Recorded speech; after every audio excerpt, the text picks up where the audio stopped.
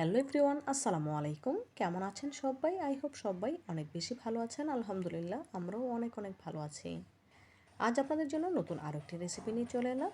আজ আপনাদের সাথে শেয়ার করব রসে ভরা তালমোহন মিষ্টি তৈরির সহজ একটি রেসিপি।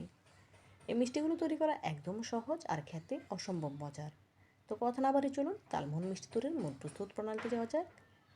প্রথমে চিনি শিরা তৈরি করে নেব। চুলায় একটি সসপ্যান বসিয়ে নিয়েছি। দিয়ে দিলাম মেজারমেন্ট কাপের 1.5 কাপ চিনি। তার সাথে অ্যাড করে দিচ্ছি 3 কাপ পানি।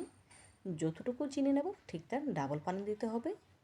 ফ্লেভারের জন্য দিয়ে দিলাম 2টি আস্ত এলাচ। এখন নেড়েচেড়ে চিনি শিরা বলক তুলে নিতে হবে।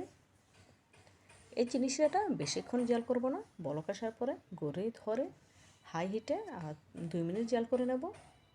এর থেকে বেশি জাল করার প্রয়োজন নেই। দেখুন চিনি শিরায় বলক চলে এসেছে। এখন 2 মিনিট জাল করার পর গ্যাসের ফ্লেম অফ করে দিয়েছি। ঢাকা দিয়ে সাইডে তুলে রাখবো। এদিকে চুলে অন্য আরও একটি প্যান বসিয়ে নিয়েছি। দিয়ে দিচ্ছি মেজারমেন্ট কাপের 1 কাপ ঘি। ঘিটা প্যানের চতুর্দিকে একটু ছড়িয়ে নিচ্ছি। অ্যাড করে দেব মেজারমেন্ট কাপের 1 কাপ সুজি। গ্যাসের ফ্লেম লো আঁচে রেখে 1 থেকে 1.5 মিনিট জাল করে সুজিটা খুব ভালোভাবে ভেজে নেব। খেয়াল রাখতে হবে সুজিতে যেন কোনো রকম কালার চলে না আসে, সেই জন্য লো আঁচে রেখে সুজিটা ভেজে নিতে হবে। দেখুন এই পর্যায়ে সুজিটা আমার ভাজা হয়ে গিয়েছে। এখন এর সাথে অ্যাড করে দেব মেজারমেন্ট কাপের 2 কাপ লিকুইড দুধ। গ্যাসের ফ্লেম লো আঁচে রেখে খুব ভালোভাবে নেড়ে মিশিয়ে নিতে হবে। মিশিয়ে নেওয়া হয়ে গেলে এখন এর সাথে অ্যাড করে দেব মেজারমেন্ট কাপের 1 কাপ ঘন তালের পিউরি। কীভাবে তাল থেকে ঘন তালের পিউরি বের করতে হয় তার রেসিপি অলরেডি আমার চ্যানেলে আপলোড দেওয়া আছে, চাইলে সেখান থেকে দেখে নিতে পারেন। খুব ভালোভাবে নেড়েচেড়ে মিশিয়ে নিচ্ছি। এই মিশ্রণটা খুব ভালোভাবে নেড়েচেড়ে একটি মসৃণ ডোয়ে পরিণত করে নিতে হবে। দেখুন এই পর্যায়ে মিশ্রণটি প্যানের গা ছেড়ে আসছে, তার মানে খুব ভালোভাবে সেদ্ধ হয়ে গিয়েছে। এখন চুলা থেকে নামিয়ে অন্য একটি ছড়ানো প্লেটে নিয়ে নিতে হবে, যাতে করে খুব সহজে মিশ্রণটি ঠান্ডা হয়ে যায়। দেখুন ছড়ানো প্লেটে তুলে নিয়েছিলাম, মিশ্রণটি একদম ঠান্ডা হয়ে গিয়েছে। এখন এর সাথে অ্যাড করে দেব 1/3 কাপ ময়দা। ময়দা দিয়ে খুব ভালোভাবে মেখে মসৃণ ডো তৈরি করে নিতে হবে। এই ডোটা যত ভালোভাবে মেখে নেওয়া হবে মিষ্টিগুলো তত বেশি সুন্দর হবে। দেখুন খুব ভালোভাবে মেখে মসৃণ ডো তৈরি করে নিয়েছি। এখন এখান থেকে অল্প অল্প ডুনে মিষ্টির আকারে শেপ দিয়ে নিতে হবে। আমি হাত ক্লিন করে সামান্য একটু হাতে ঘি মেখে নিয়েছি। এখন এখান থেকে অল্প অল্প ডুনে মিষ্টিগুলো তৈরি করে নিচ্ছি। দেখুন 2 হাতে ডলে গোল গোল বলের আকারে শেপ দিয়ে নিচ্ছি।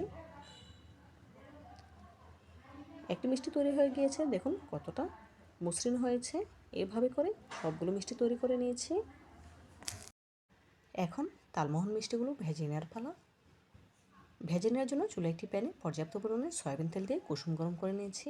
বেশি গরম করা যাবে না, যতটুকু গরম হাত দিয়ে সহ্য করা যায় ঠিক ততটুকু গরম রেখে এক এক করে তালমোহনের মিষ্টিগুলো ছেড়ে দিতে হবে। কোনোভাবেই বেশি গরম করবেন না, এতে করে মিষ্টিগুলো ভেঙে বা ফেটে যেতে পারে। সবগুলো মিষ্টি দেওয়া হয়ে গেলে লো হিট থেকে বাড়িয়ে মিডিয়াম আঁচে করে দেব। দেখুন মিষ্টিগুলো একটু আলতো হাতে নেড়ে চেড়ে দিচ্ছি। খেয়াল রাখতে হবে মিষ্টিগুলো কিন্তু একদম সফট, তাড়াহুড়ো করে নাড়াচাড়া করা যাবে না, এতে করে তালমোহনের মিষ্টিগুলো ভেঙে যেতে পারে। সেজন্য খুবই আলতো হাতে নেড়ে চেড়ে দিয়েছি।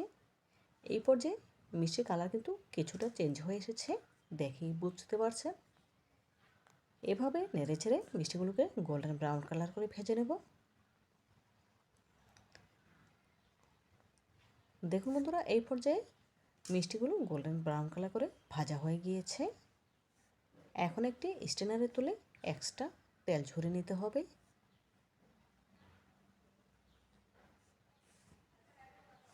মিষ্টিগুলো স্ট্রেনারে তুলে নিচ্ছি। দেখুন মিষ্টিগুলো ভাজা হয়ে গিয়েছে। আগে থেকে যে চিনি শিরাটা করে রেখেছিলাম সেখানে অলরেডি কিছু মিষ্টি ছেড়ে দিয়েছি। এখন বাকি মিষ্টিগুলো ছেড়ে দিলাম। খুব ভালোভাবে একটু নেড়ে চেড়ে নেব। এখন ঢেকে রেস্টে রেখে দেব সারা রাত্রের জন্য। এই সারা রাত্রে মিষ্টিগুলো চিনি শিরাটা টেনে একদম রসে টইটুম্বুর হয়ে যাবে। ঢেকে দিলাম, ফিরছি পরদিন সকালবেলা।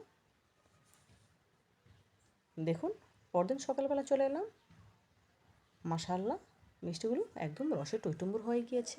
দেখেই বুঝতে পারছেন মিষ্টিগুলো কিন্তু জিনিসটা নিচে ডুবে আছে।